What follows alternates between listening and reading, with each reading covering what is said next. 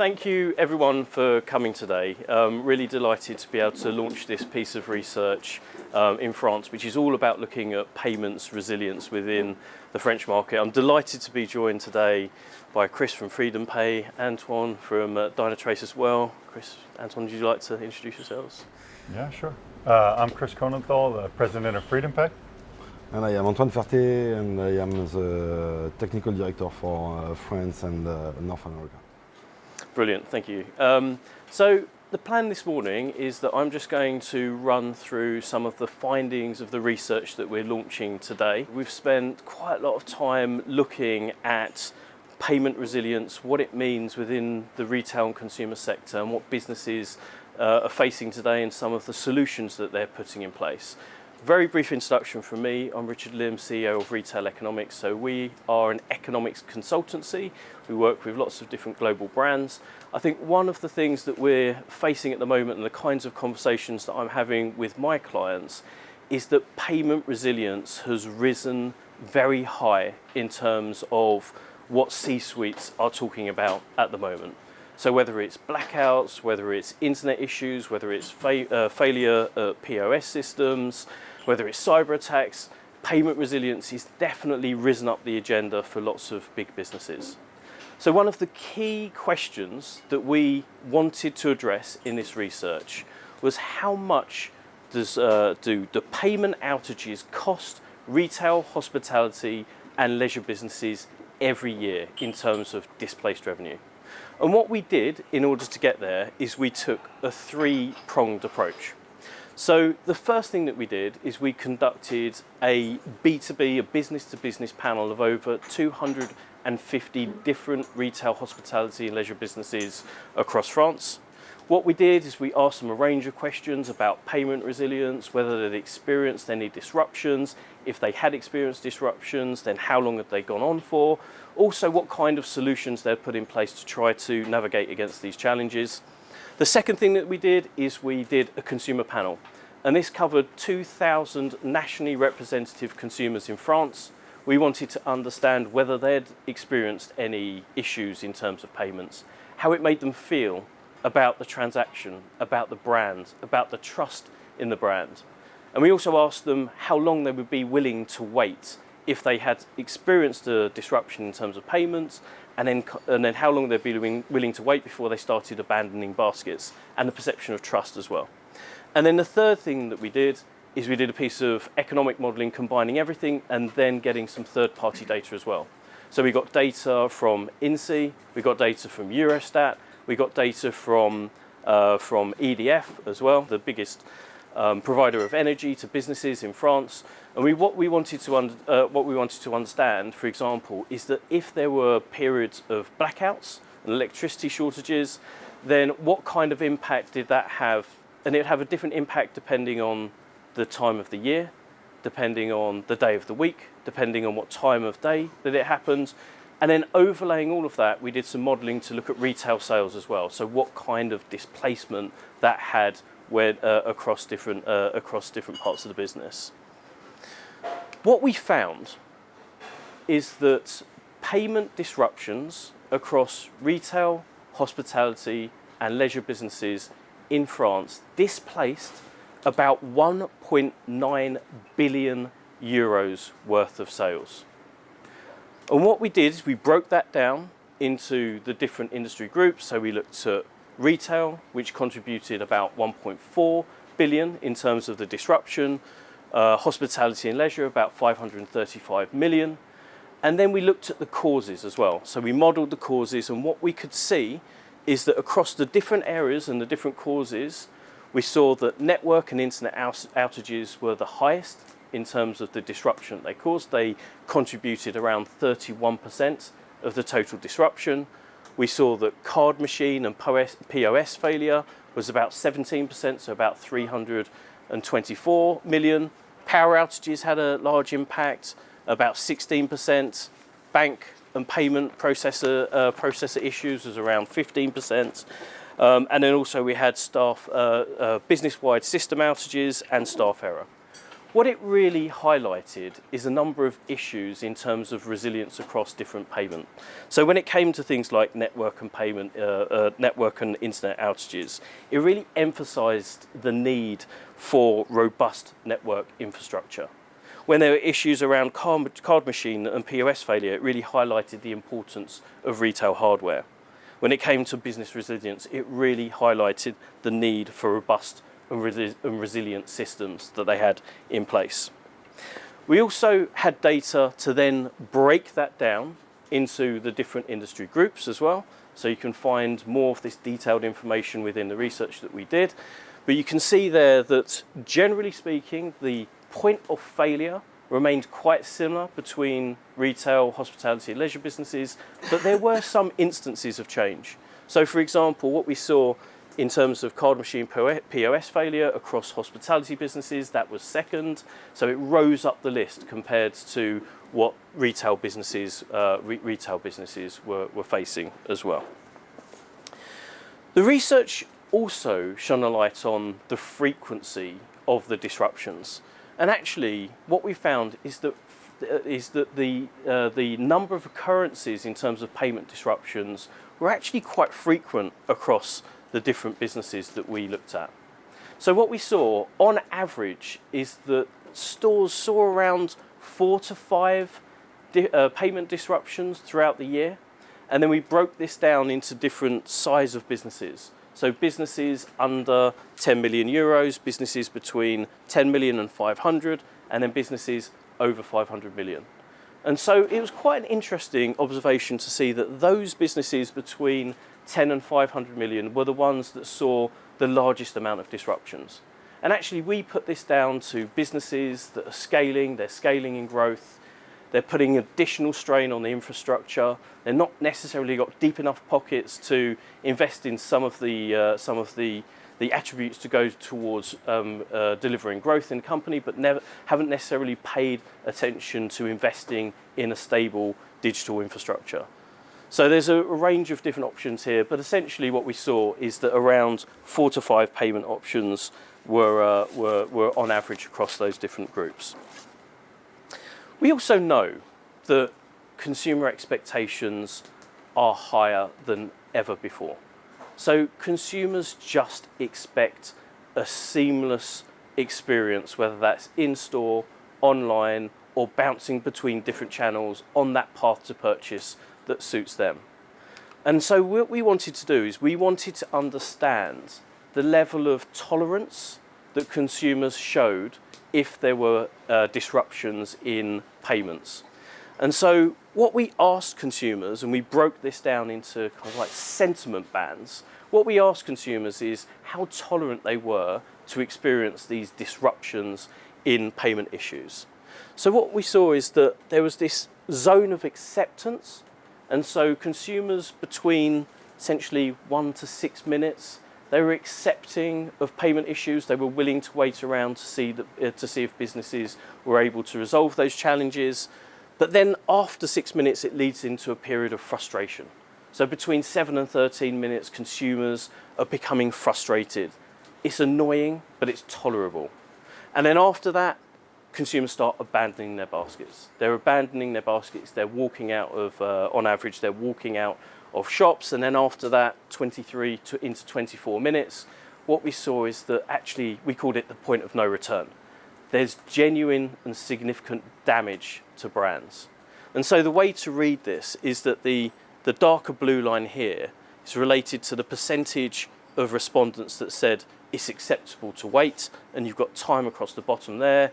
So essentially, as we go from 0 to 5 minutes, the proportion of consumers that say that this is an acceptable amount of time to wait begins to diminish quite quickly.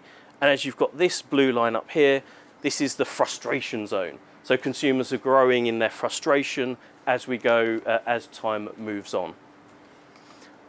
Another way to look at this is modelling that against time, against the 1.9 billion of potential displaced sales. And so what we see here is that there's a kind of a more of a gentle slope at the beginning of where actually if businesses are able to resolve the issues around payments within the first 6 minutes, then actually they can avoid over 90% of the loss. But as you get to the 7 to 13 minutes, this is the frustration zone. Frustrations start to creep in. Consumers are getting really frustrated with that experience, and it's that zone that's really critical to try to resolve these issues. So at this point of this frustration zone, businesses on average are losing about 100, not businesses, but overall in the economy, that zone is about 115 million euros a minute in terms of losses through that frustration. And as we move on, the curve starts to flatten a little, but by the time we get to 23 minutes, 1.5 of the 1.9 billion euros is essentially already lost. From a strategic point of view, what we see is that recovering systems in the first 6 minutes is critical. And if systems can recover, can predict, can resolve these issues quickly, in this case, time really is money. And just to visualize that again even more, if you break that down into those different zones and we look at how the amount of money being displaced differs between those different sentiment zones, then we see that that 7 to 13 minute is where it really begins to ramp up quite quickly. The other thing is the backup. And so for many businesses, what they're still relying on is for consumers to hold cash if payment systems fail. I know for certain, I'm here, I don't have any cash on me today, probably like many of you. Actually, I don't even have a bank card. I'm completely reliant on my smartphone. But what we found in our research is that many consumers just don't carry any cash. There's also this kind of difference between the acceptance levels of retailers and businesses as well. So retailers and hospitality businesses essentially expect consumers to wait longer than they actually are prepared to do. So they can't rely on cash. They have this expectation that consumers are actually going to wait around longer than they're actually prepared to. And what we see here for all of those different zones, for acceptable, annoying but tolerable, too long to wait, we see that businesses overestimate how long their customers are prepared to wait. And if they can't rely on cash, what we see is that it differs by age significantly as well. So what our research found is that less than 1 in 3 consumers always carry cash on them. 1 in 3 consumers. And for millennials, that group is even smaller. So that black line is showing I always carry cash on me, these black blocks on the bottom. Only 23% of millennials say that they always carry cash on them. I'm kind of like sit in this zone. I rarely carry cash on me. I'm a kind of a Gen Xer. But essentially, if you look at that top bar there as well, you've almost got 4 in 10 consumers that of a millennial age that never or rarely carry any cash on them at all. These are consumers that shop frequently. They shop frequently, they spend a lot, their expectations are really high, and they shop across many different retail brands as well. So if retailers and hospitality businesses don't get it right, they've got lots of choices and they will take their spending elsewhere. And it's not just a financial impact as well.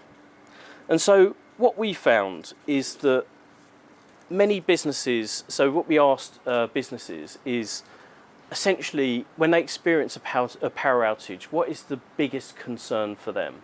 Or a power outage and payment failure. What's the biggest concern for them? And what we saw is that 62% of businesses said loss of revenue, but also 62% of businesses said it was the reputational damage that they had received as well. And when you map that across the expectations from consumers, what we see is a clear correlation between younger consumers and their expectations of the relationship that they get from retailers and leisure businesses. So the way to read this is that this is the percentage of consumers that blame retailers or store staff if there is some kind of payment failure. And across the bottom, you've got those that are likely to share a bad experience online. That could be a review, that could be social media. And then we split that by age. But what you see is the 18 to 24-year-olds are the ones that are most likely to have experienced a disruption. They're most likely to blame the retailer, the hospitality business, the leisure business for that disruption. And they're also most likely to share that bad experience online as well. So not only are they kind of like more demanding, but they can amplify the impact and the reputational damage by sharing their experiences online as well.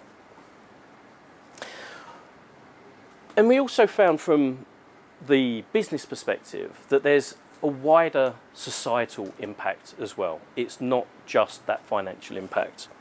So 7 in 10 retail and hospitality managers say that they have faced verbal abuse and threatening behaviour from consumers during payment failures. And also we found that 1 in 10, really worryingly, but 1 in 10 of these managers have witnessed physical aggression because of payment failures as well. So it's just to put the point home that this is a financial impact, but actually there are wider social impacts as well. Consumers also expect businesses to be able to cope with these issues as well. So what we asked is whether or not retailers have, retail businesses, hospitality businesses, have backup plans in place. And actually what we found is that there's only 43% of companies have anything beyond cash as a reliable backup plan. And it's a serious issue because we know that consumers are also carrying less cash as well. And even among the backup systems, so the 57% that do have backup systems, is quite fragmented. And so what we saw is that 30% have invested in secondary internet connections to keep POS systems online. We also saw that 28% have offered online card processing to maintain transactions during connectivity points of failure. And 20% we saw have opted for like mobile-based apps or QR codes as a way to resolve these situations. So it's a mix of solutions. It shows good intent from businesses to try to navigate through these challenges, but it also shows that the stakes are high if they are relying on cash as that secondary backup system. So to wrap up, I would say that there are 3 key things that I really think was that kind of emanated out of this research: speed, redundancy, and trust. And so speed is the ability to detect the issues, predict the issues, and respond to the issues and act within that kind of 6-minute buffer. Redundancy, so building in multi-layered backup systems that mirror real-life consumer behaviour. And the third thing, trust. So just recognising that every payment failure does have a financial impact, but actually it's also a brand failure as well in the eyes of consumers. So thank you very much. Now going to open it up to a bit of Q&A. Chris, Antoine, just initial first reactions to the research? Is there things that you see reflecting on some of the conversations you're having with your clients today? I think the thing that sticks out most on the Freedom Pay side, and that was brilliantly done, thank you, Richard, is this lack of offline capability by these merchants. This is a readily available technology that deploys really seamlessly with an environment. For solutions like Freedom Pay, it has fraud controls built into it, and so that only 28% of merchants would take advantage of a solution that would mitigate a significant amount of that nearly €2 billion loss is pretty impressive. That's not almost a table stakes deployment for each of these merchants. We found that in an offline scenario, we're able to recover as much as 99% of those digital payments when that solution comes back online. So for some value of education and awareness, I think reports like this do a fantastic job of really illuminating for those operators there are options out there and they work really well and they're trustworthy and they're reliant, and you don't have to have this type of an issue for your business. And then 99%. It's a tremendous recovery rate because at the end of the day, most consumers are shopping with integrity at your business. They've come there, they've invested time, travel, etc., the things that go into making a purchase decision, and they want to, with good faith, fulfill that, right? Especially in an in-store scenario. The amount of card-present fraud where a consumer walks up to the counter with their face, believing they're on some type of camera or recorded scenario, and completing face-to-face fraud is very low. So it's truly an acceptance issue at that point. So if you have offline resiliency, that 28% of coverage, that should be 90%, and it should mitigate quite a lot of this. And then I would say the second part of this, perhaps for our Dynatrace colleagues, is really just knowing that that's the case, right? So one of the next steps for this study is maybe to understand merchants, or merchants should be challenging themselves of, do you know you're offline? Do you know why you're offline? How do you mitigate that? If there's a 6 to 7 minute window of tolerability of that consumer, then it's really a race against the clock, right? Because I think the research clearly showed that after that 6 minute, there's almost an inflection and a tipping point. And to your point, those losses accumulate very quickly. So for some value of visibility and awareness of when's there an issue, why, how do we resolve it? Sure, you might be getting offline protection and that coverage, but then remediation is your absolute priority. Yeah, thank you, Chris. If we want to summarize a little bit, you will handle the backup things, we will handle the detection and acceleration to resolve. As you have shown, I think the study is amazing because we all know there is a risk and there is things, but I have never seen those numbers, factually on the paper. Quantifying, etc. And when you say that our perception is probably longer in terms of acceptance than the customer wants, yeah, it's true. I think it's true, really. And we can see that every day in our business. Is the main thing, in fact, is can we detect that we have an issue? It's not always easy, especially in the online retail. It's less and less easy. And being able to have a smart and intelligent observability will help you to detect the outage. Even the ones that are, teeny, little on a product, on something, not a large outage or where, okay, nothing works, everybody is aware of that. But if during the Black Friday you have an issue, for example, I don't know, one item of your catalog, nobody will be able to see that. And the revenue lost will be effective. Yeah. And so I think it can even be more than 1.9 because I think there is some loss that we don't detect, and I hope our customers are able to detect it. But most of the merchants, I think there is some loss they don't even detect. I think that's a really interesting point, because you've got this confidence, also consumers' expectations are just higher than ever before. They just want that seamless experience of bouncing between the different channels. And how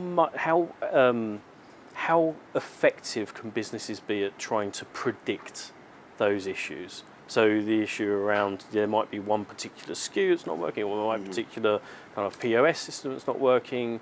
Can they try to be ahead of the game and predict those challenges and resolve those challenges before it becomes like a significant issue? Absolutely. In fact, during years we have monitor IT system, on or off. Is it working? Is it not working? And in fact, there is a huge gray area, and this is where observability will help with the support of artificial intelligence, who will be able to detect, tendencies. It's not broken. We see that there is a deviance. And we have to act when we detect the deviance, not when it's too late. When it's broken, it's broken. So we have people who can help to solve, but the game is also to try to detect as soon as possible It's really rare that the system goes down suddenly. You know, you have a So there is a warning. There is a warning. very some very small signal explaining something is getting slower before it will break. So our goal at NRF is to detect that, and I think you are using also NRF to secure your own system. Our goal is especially that to detect the small signal, because detecting a hard stop, everybody can do that. Chris, do you see that shift in the industry as well with your customers? Absolutely, especially at that enterprise level. Yeah. We've actually shown a telemetry data dashboard for one of our largest QSR customers, has over 20,000 locations. And using some of the technology Antoine mentions at Dynatrace, we can show them this register, this payment terminal at this register, all of its connectivity up to our host, our cloud, our solution, going all the way out to their processor. So to your point about, it's very rarely the system's totally up or the system's totally down. You might have a location that says, sometimes it's taking longer, or you have to put yourself in the mind of maybe an associate who's not an IT expert. They just have a queue of customers in front of them that really want to check out. So they have that intangible, that anecdotal sensitivity about things that may or may not be happening. And so that's where observability becomes really great, is because then you can back that with quantifiable data to say, oh wait, this is really slow, or this is really fast, or it's something else, right? All going back to that study. And I think just to hit it again, it's a good point. We've only really tracked in this report the immediate metrics of that failure. But when you start to compound brand reputation, you start to compound I'll call it the long tail of social media. That post lives there, but then it lives there again as you search and as it comes back up. So there's probably I'll make it up, but a 3 to 5x compounding issue just from that original incident. So to take that all the way back to a solution statement, yeah, it is really about, do you have synthetics or things that help with that observability? Do you know where that error is, and how quickly can you get it resolved? And we've done this study in France that we're launching today. We've also did a study in the UK. Do you think, which is actually, we saw very kind of like remarkably similar results actually, is really interesting. Do you think that it's replicated across other regions as well? Do you think if we were to redo the study in the US as an example, or other parts of Europe, do you think they would see similarities between those points of failure across payments? I'm happy to answer it from the payment side first. I would say absolutely, and that's probably it would follow the data, of course, right? So in a North American market, which is heavily digitized, you're going to see very similar metrics of outages and the impact of that. Take that all the way to a Far East, where you are almost 100% digital. That is probably an extremely impactful event if you're having a major telecommunications outage or outage at that store, because cash is almost non-existent, right? So for some value of, it probably follows the cash theory most closely. Those businesses that are most reliant on telecommunications, power, digital payments, and acceptance, I think it's going to be very, very correlated, very similar. And in terms of the worries for business, I think so the top two were they're kind of like the reputational damage and also obviously the financial implication as well. And then you relate that to the points of failure. If we look forward over the next 1, 2, 3, 5 years, do you think there's likely to see any differences in whether it's the points of failures or where businesses are focusing their efforts to implement kind of solutions? Maybe a two-part answer. The first part is businesses are all moving to omni-channel. And in omni-channel, I'm talking about a unified payments acceptance layer across whether or not that's digital channels, whether or not that's in-store, unattended channels, really wrapping themselves in a whole envelope of acceptance.